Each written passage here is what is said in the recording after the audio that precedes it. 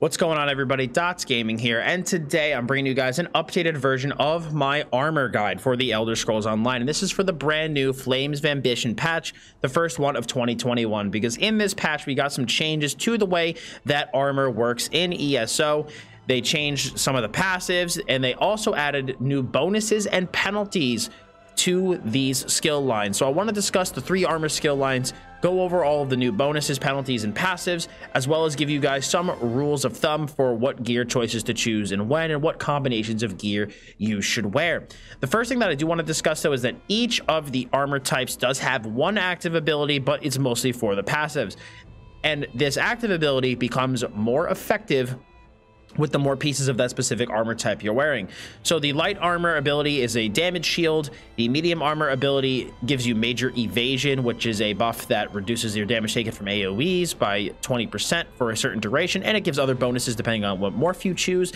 And then the heavy armor skill gives you your major armor buff, as well as some immunity to knockback and disabling effects, but it does reduce your movement speed, just making you a juggernaut. And again, this does have some other things attached to it when you actually go and morph it. But the main thing that we are concerned about for armor, honestly, is going to be these passives. Now, starting with our new bonuses for light armor. For each piece of light armor worn, you receive the following. You reduce the damage taken from magical attacks by 1%, reduce the cost of dodge roll by 3%, reduce the movement speed penalty of sneak by 5%, so you move quicker while sneaking, reduces the cost of CC breaking or break free by 5%, and reduces the cost of bash by 3%. But with these bonuses now also come penalties. Each piece of light armor does the following. Increases damage taken from martial attacks, aka stamina attacks, by 1%. Increases the cost of block by 3% and decreases the damage done with bash by 1%. Now, a lot of the passives are pretty similar to the way they were, but they removed a lot of the restrictions from these passives. So Grace now reduces the effectiveness of snares applied to you by 4% for each piece of light armor worn, and also reduces the cost of sprint by 3%. Evocation increases your magicka recovery by 4%, while reduces the magicka cost of our abilities by 2%. Now, all these passives are going to be per piece of light armor equipped, so I'm not going to repeat that each time. Spell warding increases your spell resistance by a certain amount. Now, here's where it gets different. Prodigy and Concentration, these last 2 passives, and it's going to be the similar for heavy and medium armor. The last couple of passives used to require that you have 5 pieces of an armor type worn, but it is no longer that way. So Prodigy just increases your spell critical by 219 for each piece equipped, while Concentration gives you more penetration for each piece of light armor equipped. So basically what this means is that in the past, you'd have to wear 5 pieces of armor to get these 2 bonuses. So you'd always have to wear 5 pieces of your preferred armor type to get all of the passives. But that's not the case anymore, which means that some of our previous ratios of how we used to have to wear gear are kind of different, but I'm going to discuss that later on in the video. Now, moving into medium armor. Medium armor does not have any penalties, only bonuses. Now, it reduces the cost of sprint by 1%, sneak by 5%, block by 3%. It reduces the damage taken from area of effect attacks by 2% for 2 seconds after we use dodge roll, and it increases our movement speed by 2% while we are immune to crowd control. Medium armor is very, very good. Now, again, passes are pretty similar. Dexterity, weapon critical is going to be increased for each piece equipped. We get increased stamina recovery by 4%, as well as reduced stamina cost by 2%. Improved sneak gives us improved sneak, reduces the cost of sneak by 7%, and reduces the size of our detection area by 5%, making us harder to detect while we are sneaking. Agility increases our weapon damage by 2% for each piece, and then athletics increases our movement speed while we are sprinting by 3%, and reduces the cost of dodge roll, which is obviously a very, very big one. Finally, moving into heavy armor. Heavy armor's bonuses now reduce the damage taken from stamina or martial attacks by 1% per piece. We increase the amount of damage blocked by 1%, reduces the damage done with bash by 3%, and reduces our damage taken while immune to crowd control by 1%. Now, our penalties, on the other hand, are we increase the amount of damage taken from magical attacks by 1%, reduces the movement speed bonus of sprint by 1%, increases the cost of roll dodge by 3%, which is a big one, and it makes us easier to detect and sneak, increasing our detection area while sneaking by 10%. Now, in terms of our passives, the first one is Resolve. We gain 343 resistance per piece equipped. We also get Constitution, increasing our health recovery by 4%, and we also restore 108 magic and stamina whenever we take damage every 4 seconds per piece equipped.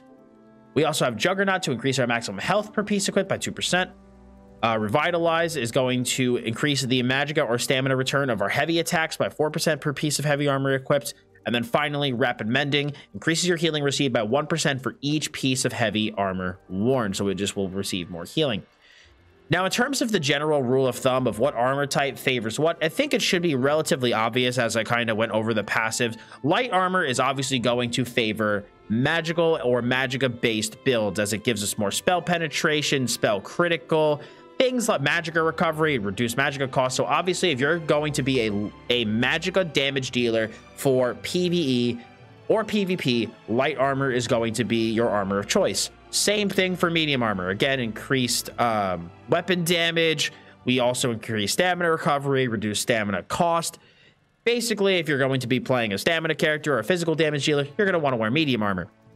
Finally, for heavy armor, obviously this is going to favor your tanks because it increases healing received, increases our health recovery, gives us more resistance, more health. So if you're going to be a tank, you obviously want to run heavy armor. If you're a healer, you also want to run light armor as well, since the magica recovery bonuses as well as the magica cost reduction does also apply.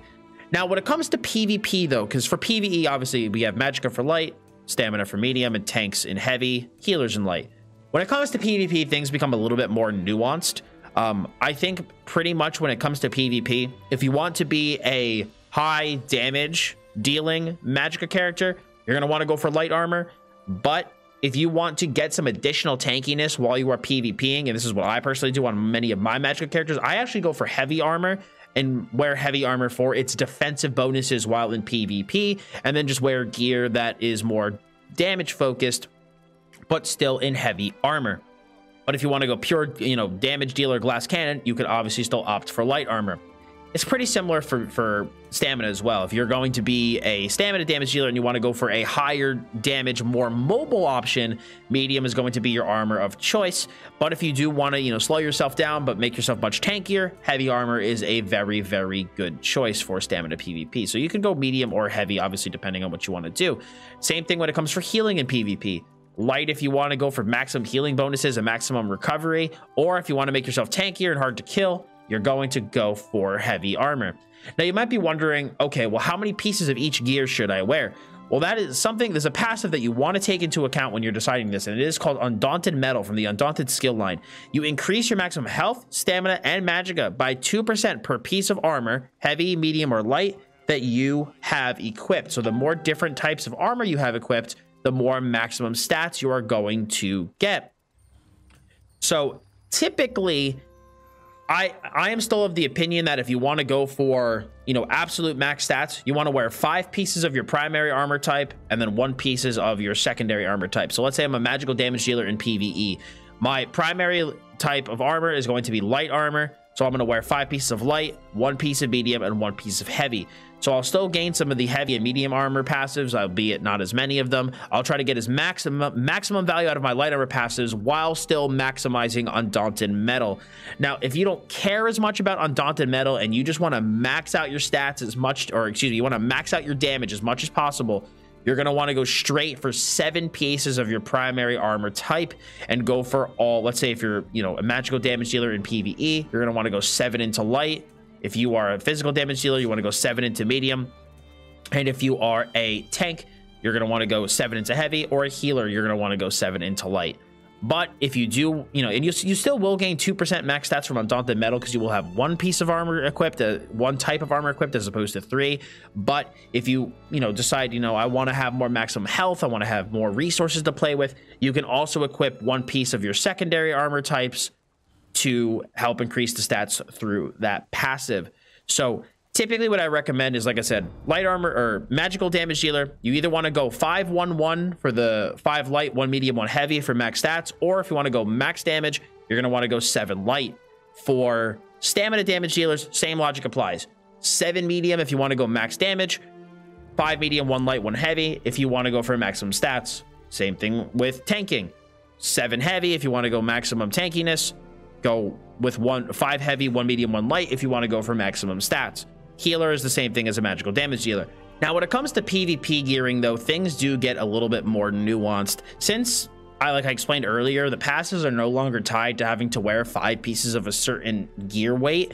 You can really mix and match the number of pieces that you wear. Like I've seen people wear like all different sorts of ratios of light to medium to heavy, you know, 4 pieces of this and 3 pieces of that, 2 and 3 and 2. Like people wear all these different weight combinations, and it's going to really depend based off your build and how you're choosing to create your character. I personally still am a big believer in going 5-1-1 or 5-2 so that you can maximize your passives from your armor types while still gaining tons of benefit out of Undaunted Metal.